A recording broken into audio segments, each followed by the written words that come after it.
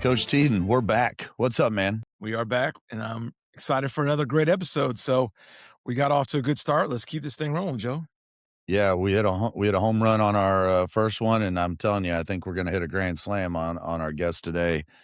We have I call everybody Coach Damon. So hopefully that's okay with you, because it makes it easier on me to say that. But we have Craig Damon, currently the executive director of the Florida High School Athletic Association, FHSAA. If you're a Florida person, are familiar with it, and what a great resume by this guy. He was a head football coach, which as coaches we love to hear about. He was the athletic director of Marion County, and then he worked his way up, and now he oversees the state of Florida athletics when it comes to high school. He's also a Hall of Famer, Billy. We got another Hall of Famer in the house for North Marion High School. But Craig, how you doing today? Doing great. How you guys doing? Fantastic. Spring break. So what a better way to do it than spending some time on a podcast. So And thank you guys for the invitation. Definitely enjoy these opportunities and a chance to talk with other coaches and so forth. That's always great. Awesome, man. So Coach, let's get going real quick and talk about, before we get into our title question. We just wrapped on a lot of the winter sports. I think all the winter sports are done now. I know we're kind of fond of basketball, but can you give us kind of how you feel how the winter sports got wrapped up this year? Winter sports went well. So most of our sports was back at the same venue that we've been the past few years. So soccer went well, wrestling also went well. And, those sports did, and weightlifting too, down in Polk County was also one of our winter sports that did well. Basketball being a new venue this year, was sort of excited about the opportunity to participate in a different venue. Lakeland and the folks at RP Funding and Polk County have been great to us over the years. I mean, they've hosted our basketball championship there for years, and it sort of became known as the host site or the home for basketball championships.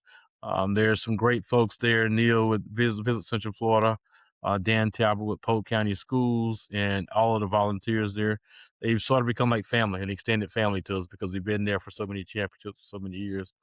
But we had the opportunity to move to North Florida this year, just something a little different. Mayor Deegan, she came out and gave full support. Samantha Vance, the CEO of the Jacksonville Sports Foundation, and Irv Lewis and Nick Morrow, the athletic director at North Florida, they all did an excellent job of bringing on basketball there. They've hosted our track and field championships for the past several years and had a great partnership with them. So we're excited about the opportunity to bring basketball to Jacksonville. They had a pep rally, actually a press conference back in the end of November, just announced that basketball was coming to Jacksonville. We're thinking, okay, it's going to be maybe 15, 20 folks there. There's about 150 people there. The mayor was there, and she got up and spoke and so forth. So I was very excited about the opportunity, what basketball would look like in Jacksonville. And it did not let us down. I think attendance was up, probably the highest we've had since 2016, 2017, over 20,000 attended. There was a total of 11 schools from within 30 miles of Jacksonville that made it to the Final Four, 5 boys teams and 6 girls teams. So anytime you have the opportunity to have schools that are that close to your venue for the championship, it's always a positive result for you. It's big time. And I watched our local teams and some other games. Sarasota, Columbus, since we lost Sarasota in the region final, and it looked like a terrific atmosphere. So that's pretty kudos to you. And like you said, nothing against Lakeland. All those people were terrific people and did a great job operating. But as you just said, it's not just you running the event. It's all these people, stakeholders involved, and it looked really cool having I guess people that close and that many people. So awesome. Kudos to you and your staff and Ed and all those people. But let's go and get going, man. Okay. How are you wired? I am, I would say I'm a servant. I like serving folks. I like having an impact, trying to have a positive impact on the lives of others. I think back at my career, from Little League Baseball, where there were a coach or some family that was involved that helped inspire me to be better, push me to be go beyond what I thought I could do. And that's carried on all throughout my life, whether it was in Little League, playing Little League baseball to, my first opportunity to play organized sports where folks sort of took you underneath their wing and saw potential in you and pushed you to try to make you to be the best, to high school where, baseball coach Chester Gregory, great friend of mine now, and he's always been a mentor for me, took me underneath the swing, to my English teacher, Miss Uno, from an academic standpoint, who challenged you. And she's probably 4'10", if that tall, maybe 110 pounds, but she would get on to us and make us do our work and perform up to the best of our ability academic wise. To, Bobby James, who's a former basketball coach in the Marion County area that ended up being a principal at several schools and a school board member, just always looking to push you to be, to strive to be better than what you are. And I joined the association, was fortunate enough to have two ladies there, Linda Robinson and Peggy Jones, who worked for the association for several years, saw something in me and just kept pushing and encouraging to take the next step. Don't be satisfied being here. Let's take another step, from being a sport administrator.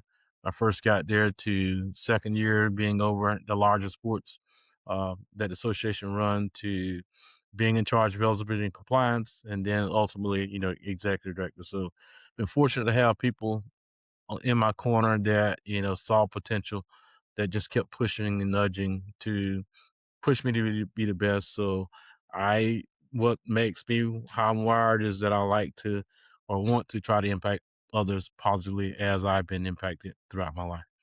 I love the name drops and, all those people that have impacted you along the way and kind of molded you. It's awesome to hear, and we gotta make sure we tag them, Joe, and let them know that Coach Damon's thinking about them. So, I love that you said being a servant leader. So, how do you balance that, being a servant leader, but then also being able to enforce rules and accountability? How do you manage that? First of all, you can't never can forget where you came from. Try to always keep that in mind, as the executive director, and you make hard decisions every day. You try to think about how it impacted you as a coach, or how it impacted you as a student or a parent. I had my two kids, they played high school sports. So think about how the impact from a parent standpoint. You think about, oh, what if I made that decision? How would I feel as a parent, about that decision? Or how would I feel as a coach when we looking to implement new rule changes and so forth? Or an athletic director, is this decision going to create a deeper workload for the athletic directors who are already, stressed out enough as it is trying to keep up with things and so forth? So just trying to keep that in perspective have sort of helped me with, the transition into the position I'm in now, making decisions. Is just trying to, and always remember, where I came from, moving forward when you make those decisions. Billy, I had an idea that we need to maybe jump on, and Coach Damon will give you credit. But like those T-shirts about culture. You got your shirt like we do it this way, and we do it for others. Like, get a shirt, put two handprints on the back, because you're always pushing and nudging people to do their best and to get further and further. But I love how you say, as a parent, you're kind of saying and thinking about how this affects others. Not only are you just getting it off your plate and, trying to make everybody happy and different things like that. From your seat, coach, what separates consistently strong high school athletic programs or sports from some that are just maybe not so strong? I would say in the engagement and involvement of parents, the administration, everybody's on the same page, same philosophy. Not forgetting that they are students first, and keeping that in mind. As a coach or an athletic director, sometimes we forget that we're educators. We think that we're coaches, but as we're coaching, we're also teaching, and the skills that we teach, the life lessons that we teach, are things that will last a lifetime. So just trying to stay honed in and tuned into those things that the things that we take for as little issues today are that kids are watching, students are watching, and they're watching more of what we do than what we say. Uh, and sometimes think back of days as a coach, I would tell kids this and then I'll do something different. And first thing they do is point out, well, coaches, you did this, so why are you telling me to do something different? So just trying to always be cognizant of that and moving forward with that. Just trying to be real and keep it. Engagement's kinda different now, like, when you say engagement, what is that? Does that mean, like, social media wise? Does that mean, are we having more meetings? Like, what does that engagement mean to you? Just get everybody on the same page. Having parents that are involved, where they're volunteering their time, where they understand the mission of the program that you have in place, and just the consistency. For me, thinking back to my football program that we had, it was people cared more about the relationships and how you treated them more than how much knowledge I had of the sport of football. And, successful programs that you see, one of the things that you can look back on is that they have great relationships from the players to the coaches, to the administration, to the parents, to the community. There's lots of support. When you go to their games, there's huge crowds there, whether they're playing at home or playing on the road. And when you see teams, where they have a great culture, where everybody's on the same page and everybody's engaged and uh, fulfilling their part, playing their role, those are the programs that are successful.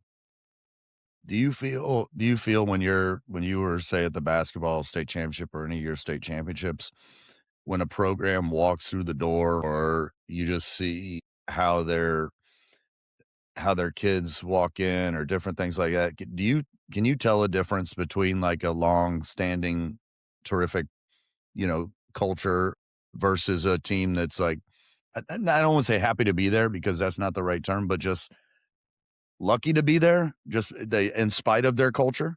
Sometimes you can get a sense of that. I'm an old school guy where, just thinking about the sport of basketball, since you're a basketball coach, you guys are basketball coaches. When kids walk in with same color, same shoes on, same sweatsuits on, everything, they look like a team. They're one solid unit. Those are the ones that typically walk in like, okay, that might be the team there, as opposed to the individualism. There's nothing wrong with being an individual, but when you're on a team where you bringing together folks from different races, different socioeconomic backgrounds, different areas to come together for one common goal. You want to see that unity. And so a lot of times when teams walk in and you see everybody with the same backpack, same sweatsuit on, same shoes on, you're like, okay, this might be the team that we want to watch because just that unity that they're portraying when they first walk in the gym or on the field, on the court. You came into this role progressing, as a Hall of Famer. So you've done it at the high levels. How have you changed your style throughout the years? Have you become, I don't know the right term, not soft, but I mean, has your leadership style changed throughout the years, or you've been the same guy throughout this process? I've tried to be the same guy throughout the process. I would say, if anything, it's probably being in the role I'm in now, maybe a little bit more tougher, I guess, Yeah. more so than softer because you have to make some of those hard decisions, and a lot of times those decisions aren't very popular. It's definitely learned. I've learned to have tough skin because whenever those decisions are made or something goes astray, first thing on social media, it's the FHSA, and I'm the ace of the FHSA. Did something stupid, or why did they make that decision? When a lot of times folks don't know all the things that are going on behind the scenes that lead to those decisions. And when what may be good for one group or what may be bad for one group is you got to think about the big picture, and not just the here and nows, but down the road and what could be and so forth. So if anything, I would say the change has been tougher skin. Where it used to be, it really folks' opinions really were weighed on me a little bit more. So now I've learned over the 4 years that, okay, no matter what I do, there's going to be somebody that's going to hate me, somebody's going to love me. And there's that group a large group in the middle that don't care what decision was made, just as long as the decision was made. So Yeah, and I mean, I think people don't understand that the decisions that you make affect how many counties? Like, is it 67. 70? 67, right? So 6, 7, that's a popular word right now, but, uh, my daughter would love it. I'm gonna tag this for her, but, um, they don't understand that even if you make a decision, there's also local control as well. So, as much as you you say this is the parameters. Locally, they might say, "We're not playing by that," or, we're and I mean, I'm not saying, like, totally against the rules, but they can make your rules more difficult. So then people wanna blame the FHSA or the state, right? We're gonna blame the state, which is the FHSA, then they're not quite always doing 100%. They don't really know what they're talking about all the time when it comes to that. Are you able, Craig, to take us through maybe the process of when you're looking to make a high stakes decision and how that goes in terms of step by step? And it doesn't have to be totally elaborate because I know there's more to it with political things and people involved, but can you give us an idea of that? Typically, we like to try to hear from our coaches. So coaches, whether it's through a sport advisory committee or surveys, we also have an athletic director advisory committee that we want to bounce it off those folks because, again, coaches tend to be, I was one of those coaches. We tend to have be tunnel vision, and we only care about our sport, and not the impact that it could have on the whole athletic department. So, uh, part of the process is, go through the coaches advisory committee first, then go to the athletic advisory committee before bringing something to the board. But anytime we have an opportunity to, we like to share it with our student athlete advisory committee. And that's something that I want to do, get them more involved in some of the things that come forth because at the end of the day, they're the ones that are actually playing by those rules and so forth. So we've tried to get them more involved. And anytime they come to our office and meet, I always bring up various issues, things that we've seen, recruiting, transfers, those type of things to get their opinion on you. And a lot of what I've found over my 13 years with association is that a lot of times things that we think are important as adults that the kids don't care about and they could care less about. So we're fighting or holding a stance on something that the kids really don't care about. So trying to hear from those kids. And also, when we make decisions, we also got to look at statute, things that the legislators have placed in statute and to make sure that we are aligned with what's in state law moving forward. So those decisions aren't, conflicting with state statute. I was gonna ask, I'd love to sit in on some of those student advisory committees because, like you said, what we think is important, really, they're not even scratching that surface. Is there an example of, like, specifically is a time that surprised you? There's something that you guys were, "Hey, we're gonna go this direction," but the athletes were like, "That's not a big deal?" One of the things was transfers. We talked about transfers, and my first was this is probably 5, 6 years ago, and eligible in compliance. We were dealing with transfers when House Bill 225 came out with the open enrollment and school choice type deal. And we were, as adults, panicking. ADs were panicking. What's this going to mean? It brought it to kids, and they're like, it was just no big deal. I think the culture that our kids are in now with travel ball, where you're used to playing, driving an hour and a half, 2 hours for practice, and not playing with kids on your community. The little leagues, the local leagues aren't what they used to be anymore, where they're not used to. It's a different generation. They're not used to playing with the neighborhood kids on the team. Where I grew up, and probably you guys grew up, people that lived in your neighborhood with the kids you played little league ball with, you played middle school ball with, played high school ball with, where that's not the case now. So it was very shocking that we asked about, well, how do you guys feel about a kid transferring into your school that's never been there before? And they're like, it's no big deal. It's no different than what they do when they play on a club team. So that's one scenario that was really shocking because we were digging our heels in and we were going up to the legislative sessions and speaking out against the bill when it first was put in place, and ADs were signing petitions and so forth, and the bill passed anyway. But the kids didn't really have an issue with it. So that was one of the ones that was really revealing that here we are fighting for something when the kids really don't have an issue. Yep. Well, that was a great answer because we don't know what they think, and we try to. I don't know. It's it blows your mind some of the stuff that folks are doing nowadays, but Correct. One, I it's will within the share rules. the group this year. Our student advisory committee brought up something this year that we've been sharing with folks is that they brought up quality coaches, and they have an issue with quality coaches. Look, some of the kids talking about coaches at their school that don't know the rules. It's just somebody that's just placed there to be with a team. I think a couple of kids talked about putting a minimum age limit, because there are some kids that just graduated high school a year or 2 years that were now assistant coaches on a team, and they just felt that it was too close to age wise. Maybe the coach, they weren't mature enough yet to be in a position of authority coaching. So they asked for, could we put in at least you have to be 22 years old in order to coach kids, that you have to know the rules, where we go back to a rules test or something, and they have mentors. So the young coach to come in, there's an older coach there to help mentor them, because they just felt that some of the schools, that there were folks that were placed into positions that probably weren't quite ready to take on that responsibility and that authority, and they would like to see something addressed to that nature. That's good Is stuff.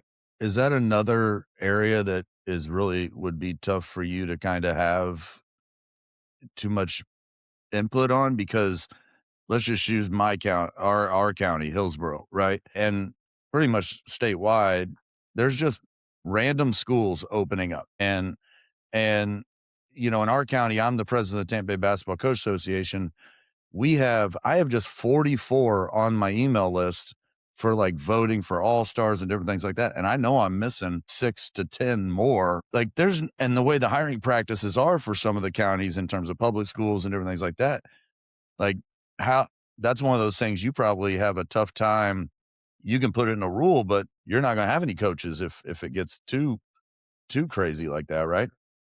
Correct, and that's all correct. And we're not even looking to put in a rule. It's just more to share with superintendents and principals and ADs that, when you have a choice or options, just these are some things to possibly take into consideration when you're looking to hire a coach. No doubt.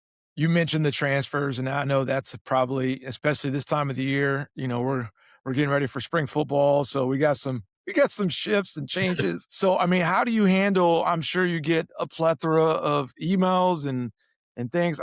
How do you guys handle all that and cipher through it? And, it's just part of where we are right now, but how do you guys handle that? Allegations come in all the time, and it's just trying to prove that, when allegations come in, that there was some form of urgent ice or pressuring a kid to change schools. When going back to House Bill 225, when it was put in place with school choice, everyone I've talked to, I guess our analysis of the bill was, it was based on academics, where if a kid was at a poor performing school, that they have an option to attend a better performing school. And since 2017, that sort of morphed into athletic choice more than school choice. But I give hats off to Senators Corey Simon, Representative Abbott. They drafted a bill this year that's going to, if the governor signs off on it, going to change the landscape a little bit, where it will, wherever you play a sport at the beginning of the year, you're locked into that school for that year. If you transfer during the school year, still there's 3 exceptions, will still be in state law. If your family is active military duty, and they get a change of orders, move to a different location, those kids will be eligible. If you're part of the foster care system and you have a change in foster care placement, those kids will be eligible. Court order change in custody due to serious illness or death of custodial parents, or separation or divorce. And then what the change is going to be this year, previously, there was the 4th one was good cause of the school board, the district school board, or the governing private or charter school board. But now that's going away from the 67 counties, the private schools, the charter schools, and coming back to the FHSAA. So we will be the determinant of good cause now, and we will have the office will have the ability to make the decision whether the kid is eligible to participate or not participate, if they change the schools during the school year after participating. So that's huge, because before it was up to the receiving school, and the good cause policies were completely different. All 67 counties had something different. All of our private schools had something different, and all of our charter schools had something different. And it was basically, for some school districts, it was a definite no, you couldn't participate. And for others, as long as you could walk and chew gum and without tripping over your feet, you were good or eligible to participate. So that's one change. Another change, too, included in this bill, is the ability of non-traditional students, I mean students that do not attend your school, where they can participate. So you're eligible at the school that you attend to play sports. If the sport is not offered there, or you're a homeschool student, you can play at any public private or charter school in the county that you live in as the first option. If the county that you live in doesn't offer sport, then you could play at any adjacent school in an adjacent county, public, private, or charter. And then if that doesn't, can't find a school that offers a sport in an adjacent county, you can petition to our office and we can help find a location for a student athlete to participate. So that's a huge change where before a lot of kids were, because of capacity at certain schools, couldn't get in to play at that, couldn't get in to attend that school. So they chose the non-traditional route, homeschool, virtual school, some other non-member private school. And for some of those kids, it allowed them to participate at a school that was at capacity. Now, again, with the new bill, if the governor signs off on it, there is no capacity. It's just, a school that's within the county that you reside in, a school that's adjacent to an adjacent county, or reaching out to the FHSA office for assistance with finding a location to participate. Well, I hope they give you a few more bucks to hire some people for enforcement and help Yes. you with that kind of stuff. Because I'll tell you, I mean, it's not a lot, I guess, because I'm thinking 2 or 3 phone calls I field about, like, how many games does a kid have to play to be eligible for the postseason.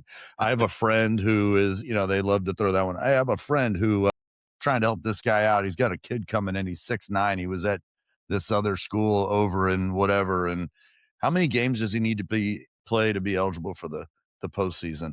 Okay. I don't know. So good cause. You're going to get some phone calls probably about that one, or hopefully because it's all a good cause. But Coach, I want to ask you, because this is something near and dear to me. And I asked Lannis Robinson about this when we had him on. Coaches, like, we get so much training on student athlete psychological safety. And as you mentioned, good programs, good coaches, good leaders always have that in mind, because that's what's important, those relationships and helping them become future leaders and future husbands and different and future coaches for that matter. But like the coach's psychological safety, I feel, is at like an all-time attack. Yeah. And I would just wonder, do you ever, the FHSA, yourself, your staff, address like burnout or entitlement that's coming, like, just is totally weighing on coaches' shoulders, the entitlement they're getting, or just the toxic competitiveness that they're battling because people are playing within the rules that they're allowed to play in their school, in their local organization? Like, how it's education-based athletics, but coaches are they're being attacked at an all-time high. Yeah. And that it is definitely an issue around the state, around the country, over the country, where we are being attacked. And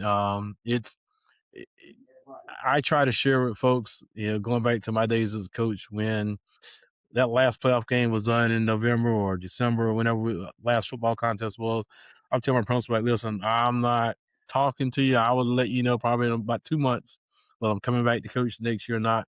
And I didn't do 7-on-7 during the spring. I stayed away from the weight room. Kids lifted in our sports class, but I tried to get our kids to go play other sports. Want them to go play basketball, go run track and field, go play baseball, go do something else, or go do weightlifting. For me, just to give me an opportunity to get away and to not burn out, to make me miss the sport a little bit, as opposed to trying to do it 12 months a year. I vividly tell coaches, you got to take some time off. You got to get away. You got to get away from it. Let the kids get away from it. I've noticed just from kids in our community, kids that start playing baseball, 6, 7 years old, basketball, 6, 7 years old. By the time they get to high school, some of them are so burnt out because they play in leagues almost 12 months out of the year. And you're seeing, kids get injured based on overuse and so forth. Coaches, the same thing. I mean, if we're constantly coaching all the time and not taking any time to recoup, recover, or get away from it, miss the sport, that's why people are walking away. I mean, yeah, there are things out there that we can't control, kids transferring, the NIL, and those things, recruiting, because whether we like it, it's a rule or not, people are still doing it. It's just a matter of, having evidence to prove folks are doing it. But you got to walk away. And I also share too, being the executive director of the association, and being in championships, from year to year, I can't remember who won the championship in a given sport without looking it up. And, you're playing for this championship. And that's one of the things that, I was just speaking to some students up at University of North Florida a couple of weeks ago that want to be coaches. It's like, enjoy the journey more so than the destination. I mean, it's great to have a goal and want to get to that championship game. But if you focus so much on the end result that you're going to miss all those opportunities along the way of obstacles that come forth or different things or some of the special moments that you may have with the kid at practice that are more important than that championship trophy that's going to sit in a shelf in a case and collect dust at some point in time. And then eventually going to get put in a box that nobody will see, that ring that you win that you might wear for the first week or two. And then it's going back in the little box and put on your dresser. So just trying to enjoy the journey and remembering that, that every day that you have with the kid is a special opportunity to have an impact. And those kids have just as much impact on us as coaches as we do on their lives. So I would share the coaches that, make sure you take care of yourself. Mental health is a real issue. There used to be a time where as guys and coaches, we were told to suck it up. There's no such thing as mental health. We're tough and so forth. Mental health is a major thing. And you have to take some time to reset yourself, relax a little bit, enjoy some time with spend time with your family. And that was one of the things I tried to do was make sure that I did not miss out on my kids' events and things they had going on or time with my family or time with my wife because I was so focused on chasing a championship. That's a great answer. Yeah, a couple things that resonated in the answer is like I always told my teams, live in the moment. Just stay connected to each moment that we're in. And it's funny when I talk to former players, they rarely talk about like games, wins, or usually it's something I did in practice, like I fell down or I mean, it was something silly or something that had nothing to do with a win or a loss, but something a pregame meal or whatever. So it's just interesting. We get so caught up in those wins, but there's so many other things that's a part of that process. And the taking time off. My issue with it, my problem is when I take time off, the thing that I like to do is play golf, and that gets very expensive. So what is Coach Damon doing when he's taking time off that's not so expensive? Well, right now this week here is like my time off from my job now. So I am chauffeuring my mom, my mother-in-law, and my wife around, letting them enjoy themselves. And Yeah. while I drop them off and I come back to the room and lay down a little bit and watch, I'll go eat food. I love to eat. So I love going to different restaurants.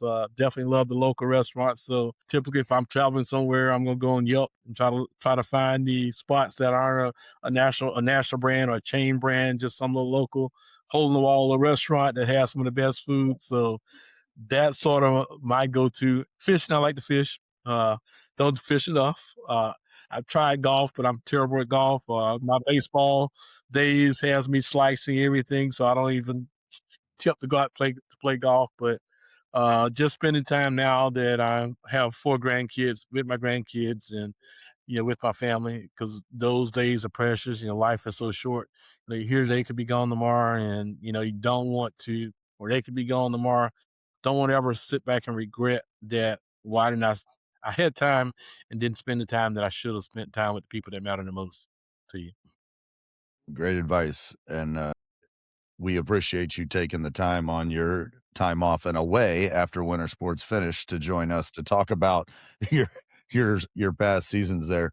Billy, I don't know if you have any prepared. Coach Damon, we like to do some quick hitters here, kind of like one first thing that comes to your mind answer. Billy, you got any lined up? Well, I like what you put down as your quick hit. I like those questions. So if you want to roll with it, go for it. All right, coach. I'll start with the first one. Billy, I'll hit the next one. Best advice you've ever gotten or given? Hey, don't be afraid to step out of your comfort zone. Love that. All right. So book podcast person who's the most influential for you? Ooh, I like Ryan Clark. Ryan Clark. All right. Well, told us what recharges you. Is there a book you've recently read that or are you a reader that got you going? Trying to think of the last book I read. Tony Dungy's book. I like reading on Tony Dungy. Tony Dungy's great guy. All right, Coach. The one thing we're gonna stop with the quick hitters, and here's one thing as we finish up. What do you think are some of the biggest challenges upcoming for leaders in education and based athletics? I would say competing with, my kids played club sports, but competing with club sports, trying to keep education-based athletics true to its name, education-based athletics. It's almost, thinking back my days as a player, as a coach, it's evolved to where club has gotten bigger, where, it's a lot of my coaches that are in our high schools now basically were club coaches, and due to not having anybody else a better person to hire, have ended up being in our schools, and some of that club mentality is filtered into our education-based athletics. Education-based athletics is so much more than just a sport. It's about those things that are non-sport related that teaches kids lifelong lessons that are a big reason why we do it. And I just hope and pray that we don't ever lose that focus, and that, again, going back to the journey as opposed to the destination. And when you think about club sports, I helped my kids play the AU basketball, and with the club, and it was trying to find the best players in around several counties to come play on that basketball team with us, and we would travel to 30 minutes, 40 minutes to a site for practice, and then go play tournaments on the weekend, and you just lost that community feeling. I could share that attendance in our championship events, besides basketball, has been down. If you look back to prior to open enrollment and school choice, where there were more local teams, you had more fan attendance because, for example, I live a mile and a half, 2 miles away from North Marion High, school that I graduated from and coached at for 20 years. I hadn't been to a contest there in probably 5, 6 years because most of the kids that lived in my neighborhood, they don't attend that school, or the kids on the team are not kids from my neighborhood that I know, mom and dad, or so forth down the road. So you just lose that small town, or that community type feeling. So those are things that I would love to see come back. And those are challenges to make sure that we keep saying the word community, keep saying education-based athletics, because the education is the big part. Uh, in the world of NIL and the millions of dollars, the hundreds of thousands of dollars that some of these kids are being offered, and from rumor mills, some of them are getting paid while they're in high school. It's part of the NIL deal before they get there. Money's gonna come to an end at some point in time. The fame, the notoriety is gonna come to an end. It's relationships that you develop along the way are the ones that's gonna last, and those are the ones that you're gonna cherish and talk about 20, 30 years from now. Those relationships. We appreciate you fighting for us and education-based sports, and because it's important to Joe and I know it's important to a lot of our listeners. So we appreciate that, and I think we're on the verge of doing some stuff to help that out. I think I know the pay for coaches and those types of things, and maybe if we start charging some families, maybe they'll think it's a club sport. So, I don't know. I don't know. Maybe we're on the right path, but we appreciate your efforts. No problem. Well, thanks for your time, Coach. We're gonna throw this out to our listeners and the world here in the next few days, and we hope you enjoy the rest of your vacation there in Biloxi.